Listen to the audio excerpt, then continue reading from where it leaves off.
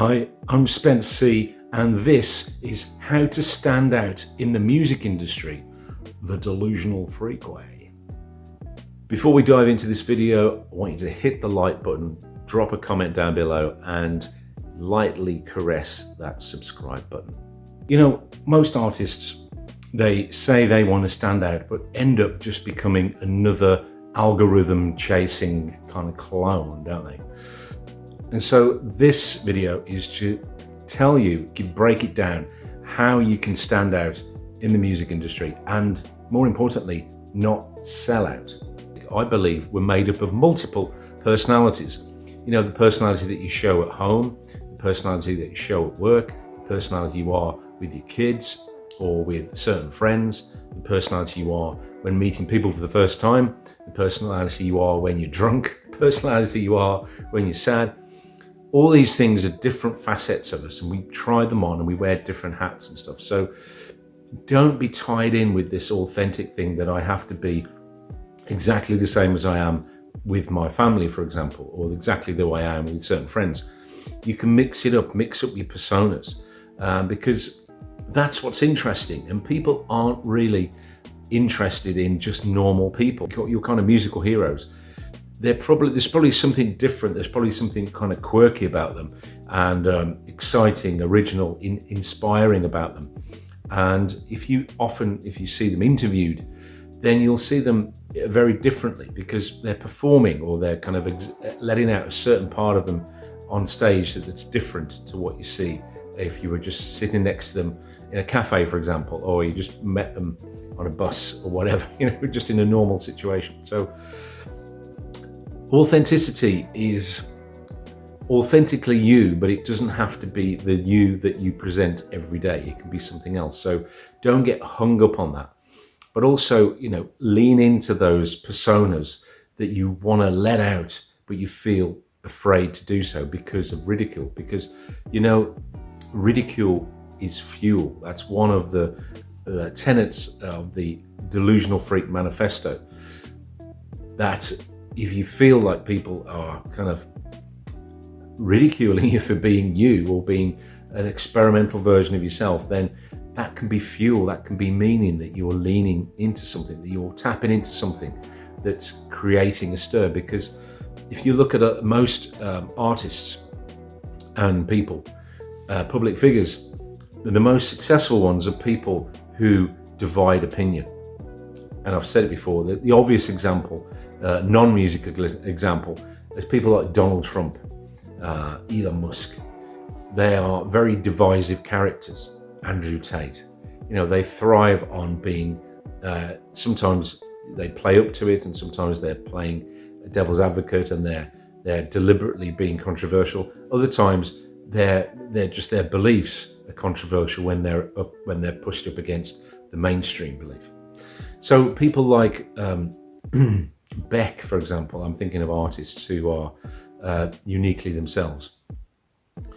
And divisive, you either like them or loathe them. And that is when you create rabid fans, when you create real kind of passionate fans.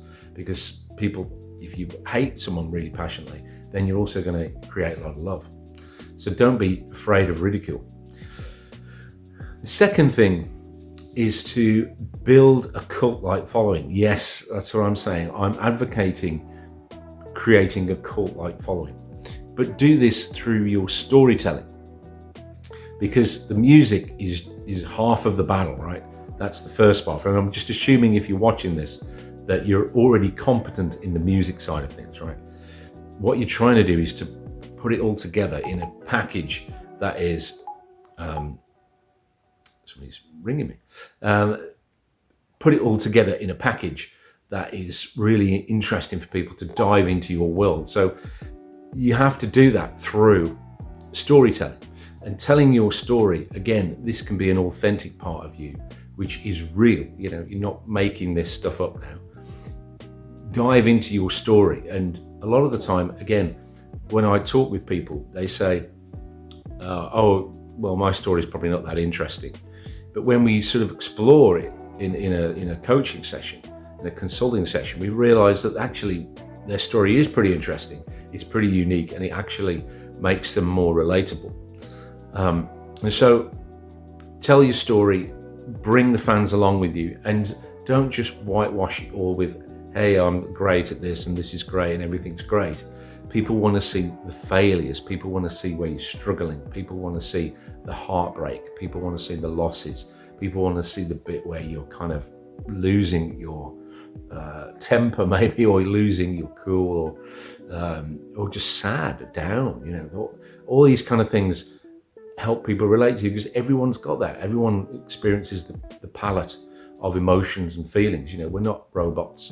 We're not meant to be just operating on this kind of veneer of professionalism, and this is what happens when artists get to a certain point. And I'm looking at you, Taylor Swift, because I mean, she's been very successful, but my view of her is that her persona is always very kind of steady, you know.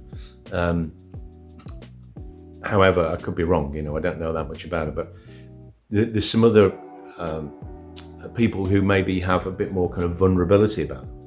So model yourself on them, or just lean into your own vulnerability and learn how to tell a story, learn how to bring people along for the ride. And number 3 is, again, rejecting. I'm big on this. You know, part of the Delusional Freak Manifesto is to reject the industry to a point. I'm not saying completely reject it. I'm saying at the beginning, when you're starting off, don't let your goal be, oh, I want to be signed by a big label and be this household name, because, you know, that's like trying to win the lottery. You know, there's very few artists get to that point. It's much easier to sort of build your own fan base with your own rules, and particularly paywalls and shortcuts. Now, again, there's a time and a place to pay for things. I'm not averse to it, and I think you should invest in yourself, but only when the time is right. So I see a lot of artists, they're throwing money at ads, and they've got 2 tracks out and a couple of videos, and they're trying to put ads and trying to get people to buy into their story and buy into their brand and everything. They just haven't got enough content out there. And no matter how much you spend on ads, even if people see the ads, they're not going to stick around, because there's not enough to keep them there. So focus on the long game. Focus on building content gradually, or at your own pace. Maybe you can go really quickly. Maybe you can focus all your energy and all your time on your music 24/7. And that means you can just be pumping out content, creating songs, creating experiences, engaging with fans, and you can really accelerate that. And if the more you do of that and the more content you have out there, then the better. When your time comes, when something drops and it goes viral perhaps, or it catches on, or you get a hit, then people go, oh, who's this person? And then they immediately go back into your back catalogue and start looking at all the stuff you've done, all the content you've put out there, all the shows you've done, and they can see, wow, there's a whole world to explore here. And so that is where you want to be. And if you're trying to shortcut things, then you're actually doing yourself a disservice, because yes, you might get in front of lots more people, but it just means there's more people who are going to ignore you. More people who are going to go, yeah, nothing to see here, I'm moving on. So when you've got to a point when you've got so much content, then putting money on it would bring more fans and retain them. Then that makes sense. So don't get it twisted. I'm not against paying for things and investing in yourself and paying to get in the music business game. I'm not saying don't do that, but do it at the right time, not at the beginning. Do it when you've already got a lot of momentum. So number 4 is to thrive on ridicule and rejection, because let's face it, you're going to get a lot of rejection, and that's just the way it goes in the music business. That's just how it is. It's just faced with a lot of rejection and probably a bit of ridicule as well. And so if you can turn those rejections and those ridicules into fuel, and so it keeps you going. And so when people maybe criticize you or even ignore you, you know, because that's kind of like can be ridiculing as well. That can be humiliating. So just use it for every no brings you close to a yes. So just don't let these things stop you in your tracks. Let it be fuel to accelerate you further forward and faster, to get to the yeses quicker.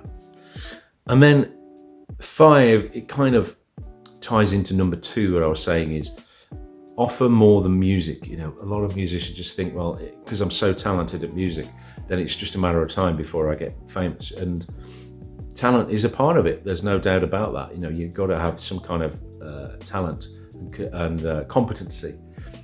But it's really about experiences. People want to experience something. You know, music is a mood-based preference business. You know, it's not like plumbing or you know, like medical services or things that you absolutely need, like buying food from a store.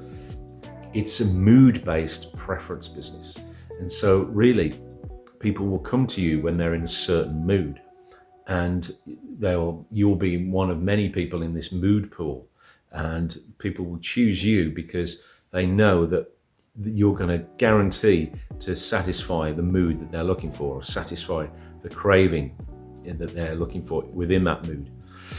And so again, that comes down to experiences. You can't just do that with just music. It has to be visuals as well. It has to be your personality. It has to be your stories that people can immerse themselves in and experience your world, step into your world. So it all kind of comes together, don't you think? And finally, I'd say number 6, this is something that a lot of musicians don't do, because it's so easy just to focus on yourself and to focus on, well, if I you know, I've got to look at myself and I've got to be out for myself and do everything for myself. And that's not true in the music business. I believe there's enough to go around. There's enough success. There's enough fans.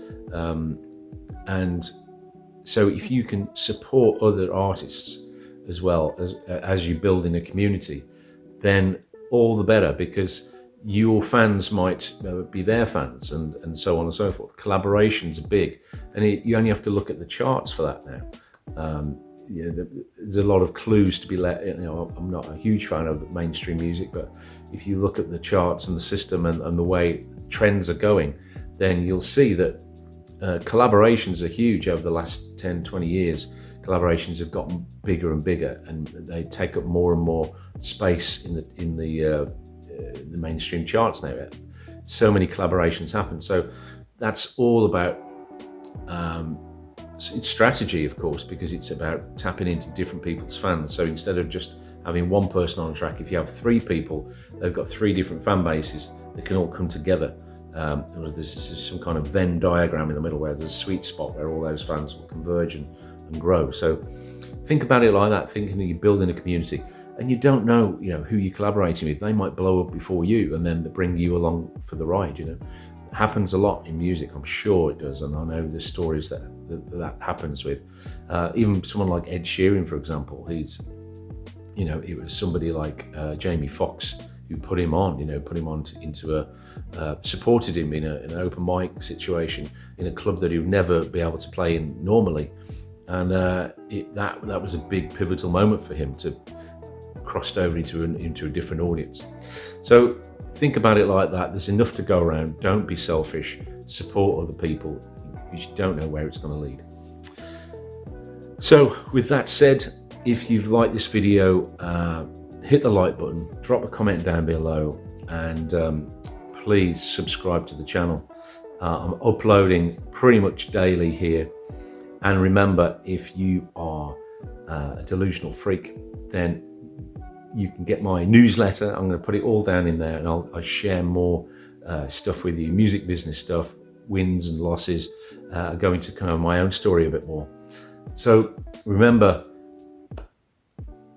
rejection is just correction. Ridicule is fuel, and resilience leads to brilliance.